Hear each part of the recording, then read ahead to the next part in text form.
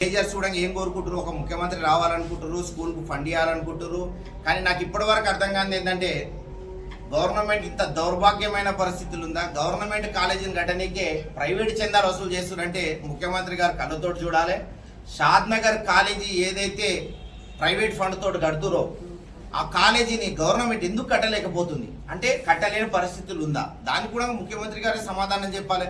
షాద్ నగర్ ఎంత దూరం ఉందండి? మీరు గవర్నమెంట్ స్కూళ్లను, గవర్నమెంట్ కాలేజీలను, గవర్నమెంట్ హాస్టల్స్ను మీరు బాగుపరచాలనుకున్నప్పుడు మీరు గవర్నమెంట్ స్కూళ్ళల్లో ఒక స్కూల్లో ఎంతమంది టీచర్లు ఉన్నారు, ఆ టీచర్లకు ఫెసిలిటీస్ ఏమున్నాయి, స్టూడెంట్స్ ఎంతమంది ఉన్నారు, దానికి ఎంత ఫెసిలిటీస్ ఉన్నాయి అనేది మీరు చూడాలి. ప్రైవేట్ విద్యను ప్రోత్సహించాలనుకుంటే, గవర్నమెంట్ స్కూళ్ళను నిర్వీర్యం చేయాలనుకుంటే, అసలు గవర్నమెంట్ కాలేజీ ప్రైవేట్ వాళ్ళు కడుతుంటే చాలా మంది ఏమనుకుంటారంటే గవర్నమెంట్ అంత దౌర్భాగ్యమైన పరిస్థితులు ఉందా అంటే గవర్నమెంట్ కాలేజ్ కట్టలేని పరిస్థితులు ఉందా అంటారు. మళ్ళీ ఇప్పుడు మీరు గవర్నమెంట్ స్కూల్ది ఏదైతే 150 సంవత్సరాల దాని గురించి వస్తుందో అది గవర్నమెంట్దే కదా.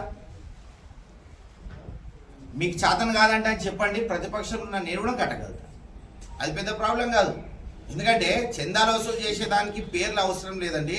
చందాలు వసూలు చేసేదానికి నాకు ఇప్పటి కూడా డౌట్ వస్తుంది. నేను ఇప్పుడు చెప్తున్నా, ఒక గవర్నమెంట్ వర్క్ 1 లక్ష రూపాయల వర్క్ ఇచ్చిందంటే అందరికీ తెలుసు 60-65% క్లోజ్ అవుతుందట. మళ్ళీ ఇప్పుడు కట్టే షాద్ నగర్ గవర్నమెంట్ కాలేజు అంతలే ఏదైతే గవర్నమెంట్ నిబంధనలకు తగ్గట్టు, ఎందుకంటే మీరు జిఎస్టీ కట్టేది లేదు, ఏది కట్టేది లేదు, ఎవరికి పర్సంటేజ్లు ఇచ్చేది లేదు, కాంట్రాక్టర్కు కమిషన్ కూడా అంటే ఏదైతే లాభాలు ఉంటాయో అవి కూడా వదిలిపెట్టుకొని మీరు వర్క్ చేస్తున్నా. ఎందుకంటే షాద్నగర్ ప్రజలు కూడా గమనిస్తున్నారు. నేను కూడా అశాతిరేకాలు వ్యతిరేక అంటే ఆ పార్టీలకు అతీతంగా నేను కూడా స్వాగతిస్తాను. ఎప్పుడు గవర్నమెంట్ కట్టలేదనే పరిస్థితి ఉంటే చెప్పండి, ఇప్పుడు నేను ఉంటా అండి, మీతోటి కాలేదంటే నేను కూడా కట్టిస్తాను. అది గొప్పతనం కాదు. మనిషి గొప్పతనం ఏంటంటే గవర్నమెంట్ నుంచి తెచ్చి నువ్వు దాంట్లో ఏం ఫెసిలిటీస్ ఇస్తావో నువ్వు ప్రైవేట్గా చేయి, గవర్నమెంట్ చేయనప్పుడు. అసలు గవర్నమెంట్ బిల్డింగే నువ్వు ఎందుకు కట్టలేకపోతున్నావు గవర్నమెంట్ నుంచి?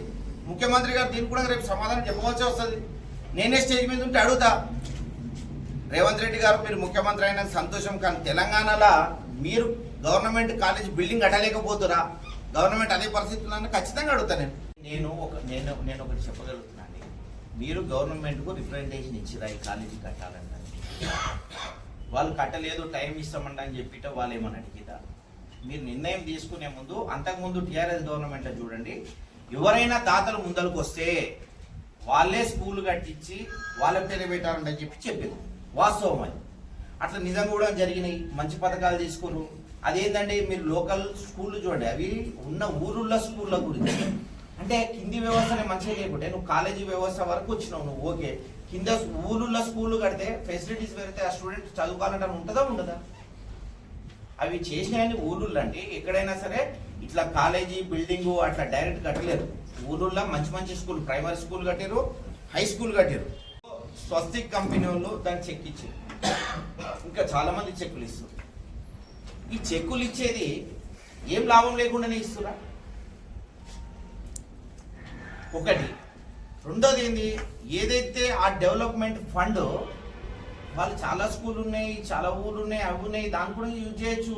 నువ్వు ఒకటే దాని మీద ఎందుకు పెడుతున్నావు? నేను అనేది ఏమంటున్నానంటే గవర్నమెంట్ స్కూళ్ళ పరిస్థితులు ఊర్లో, ఇప్పుడు నా ఊరు ఉంది, నేను ఫస్ట్ నా ఊరును బాగు చేసుకొని నేను ఇంకో దానికి సాయం చేస్తే బాగుంటుంది. నేను కట్టొద్దు అనేది కాన్సెప్ట్ చెప్తలే. గవర్నమెంట్కి తగ్గట్టే అదే పైసలు మీరు కంప్లీట్ చేస్తురా ఒకటి. ఇంకోటి, గవర్నమెంట్ నిజంగా కట్టలేని పరిస్థితి ఉన్నా అనేది కూడా ఆలోచించు. లాభాలు ఎందుకండి నేను అడుగుతున్నా? అవును, అందరు స్పాన్సర్ చేస్తున్నారు, లాభాలు ఎందుకు? 100 టిప్పర్లు మట్టి కొట్టిరు, ఫ్రీగా కొట్టిరా పైసలు కొట్టిరా? నేను అడుగుతున్నా. ఇవన్నీ రేపు పొద్దుగాల నేను కట్టొద్దు అంటని చెప్తలే, గవర్నమెంట్ కట్టలేని పరిస్థితి ఉందా అనేది ఒక క్వశ్చన్ చేస్తుంది. నేను అనేది ఏంటండి, స్వస్తిక్ కంపెనీది చందా అనేది తీసుకున్నారు, ఏం లాభం లేకుండా తీసుకున్నారు అనేది ఒక క్వశ్చన్ చేస్తుంది. రెండో క్వశ్చన్ ఏంటి, మీరు ఇంటిగ్రేటెడ్ స్కూళ్ళ గురించి 120 కోట్ల ఏమో పెడుతున్నాం. ఇప్పుడు ముఖ్యమంత్రి గారు వస్తే మోడీ గిద్ద కూడా పెట్టమని మనం ఈ కాలేజీ పెట్టమన్నారా? ముఖ్యమంత్రి గారు కాలేజీ పెట్టమన్నారా? ఒకటండి, బడులకు సంబంధించి కానీ, గుళ్ళకు సంబంధించి కానీ, మసీదులకు సంబంధించి కానీ, చర్చికి సంబంధించి కానీ నా వంతు సహాయం నేను ఇంకో రూపాయి వేయాలని చూడాలి, కానీ దాని మీదనే బిజినెస్ చేయాలనే కాన్సెప్ట్లో నేను పోను. స్వస్తి కంపెనీ కానీ ఏదైనా కంపెనీ కానీ ఆ కంపెనీకి సంబంధించి కొన్ని నిధులు ఉంటాయి, కంపల్సరీగా ఇంత పర్సెంటేజ్ సేవా కార్యక్రమాలకు ఉపయోగించాలని చెప్పేసి. అవునండి, వీళ్ళ ఏమవుతున్నాయో షాద్నగర్ అభివృద్ధిలో పాలు పంచుకోమను చేయమను నేను వద్దంటలే. గవర్నమెంట్ బిల్డింగ్ గురించి అడుగుతున్నా. గవర్నమెంట్ కట్టలేని పరిస్థితులు ఉందా అనేది క్వశ్చన్ చేస్తున్నాను. గవర్నమెంట్ ఇప్పుడు స్వస్తికోలు ఇచ్చిర్రు, లేదు నాట్కోలు ఇచ్చిర్రు, లేదు ఎంఎస్ఎన్ఓలు ఇచ్చిర్రు, వాళ్ళ ఫండ్ వేరే దాన్ని యూజ్ చేయి. గవర్నమెంట్ బిల్డింగ్కి ఎందుకు అనేది నేను అడుగుతున్నా. వేరే లేవా? షాద్నగర్ డెవలప్మెంట్లో ఖాళీ ఇవి ఒకటే ఉన్నదా?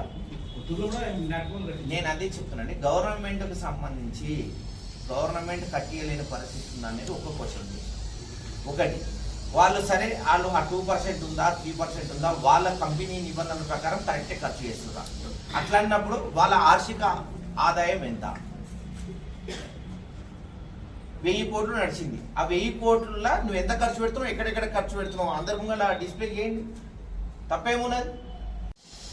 మీరు ఆ రోజు చూసిరో లేదో ఎమ్మెల్యే గారు కూడా పోయారు, కంపెనీని మూసేయమంట అని చెప్పిండు, కార్మికులకు పైసలు కట్టేయాలంటే చెప్పి మన వాడడానికి వచ్చి 11 లక్షల రూపాయలు ఇచ్చి దానికి ఏమంటారు? మీరు లేరా? ఆ రోజు ప్రాణ నష్టం జరగలేదా? ఆ రోజు స్టేట్మెంట్లు మీ అందరి దగ్గర లేవా? ఉన్నాయా లేవా? మళ్ళీ అతను వచ్చి 11 లక్షల రూపాయలు ఇస్తే మన కంపెనీ ఓపెన్ అవుతుందా? కంపెనీ ఓపెన్ కావడానికి అదొక పరిహారం అనేది నేను అనుకుంటున్నా. సరే, మీరు నిజంగా చనిపోయిన కుటుంబానికి ఇప్పటి వరకు గవర్నమెంట్ నుంచి మీరేం ఆదుకున్నారు? గవర్నమెంట్ బాధ్యత ఏంది? గవర్నమెంట్ నష్టపరిహారం ఇవ్వాలి, ఎట్ ఏ టైం కంపెనీ కూడా నష్టపరిహారం ఇవ్వాలి. కొన్ని నష్టపరిహారం ఇప్పించిరా? అతని నుంచి 11 లక్షల రూపాయలు తీసుకున్నారు. దేనికి తీసుకున్నారు? అతను చేయవలసిన ఫస్ట్ అక్కడ చేసిండా? ఏదైతే మూతపడేయాలన్నారో మళ్ళీ అయితే తెలియదు కదా, మీరైతే మీ మాట మీద కట్టుబడి ఉంటారు కదా. నష్టం జరిగినప్పుడు దాన్ని కంప్లీట్గా ఫుల్ఫిల్అప్ చేయకుండా దాన్ని డైవర్షన్ తీసుకొచ్చి మీరీడే చెందలు ఇప్పించుకొని మళ్ళీ యాక్సిడెంట్ నడిపిస్తామంటే అది ఎంతవరకు మళ్ళీ చనిపోయిన కుటుంబాలకు ఎవరు ఇవ్వాలి? ఏమంటున్నాండి, గవర్నమెంట్ కట్టలేని పరిస్థితి ఉందని చెప్పండి. ఇయ్యండి. ఒకటి, గవర్నమెంట్ కట్టలేని పరిస్థితి ఉన్నప్పుడు నా వంతు నేను కూడా ఇస్తాను. కట్టలేదు అంటే అని చెప్పి నాకు లెటర్ నాకు ఇవ్వనండి, నేను కూడా కట్టిస్తాను. ఇప్పుడు అక్కడ కంపెనీలో 5 మంది చనిపోయారు, ఆ సింబల్ చేయాల్సింది వాళ్ళకి నష్టపరిహారం చేయాలి 8 మంది. కానీ ఆ కంపెనీ నమ్ముకొని నేను చెప్పలే కదా మూసేయమంట నేను చెప్తే అది నాకు తప్పు. నేనేమన్నా నష్టపరిహారమే, కంపెనీ నుంచి నష్టపరిహారమే, గవర్నమెంట్ కూడా నష్టపరిహారమే. దానికి ప్రాసెస్ ఉంటుంది. ఆ ప్రాసెస్ నువ్వు పెట్టుకుంటూ నేను వర్క్ చేయమన్నా కానీ నేను మూసేస్తాడని నేనేం స్టేట్మెంట్ ఇవ్వలేదే. నేను స్టేట్మెంట్ ఇస్తే నేను చెప్పాలి. నేను స్టేట్మెంట్ ఇచ్చి నేను పైసలు తీసుకోవట్లేదు. ధారాళంగా విరాళాలు ఇచ్చే నవీన్ రెడ్డి గారు కూడా గవర్నమెంట్ కళాశాలకు విరాళం ఇస్తారా?